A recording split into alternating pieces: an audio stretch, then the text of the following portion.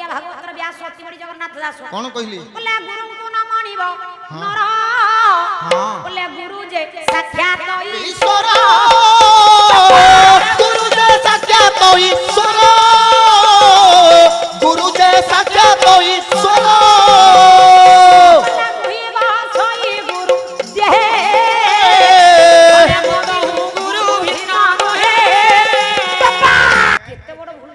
कौन भूल है जी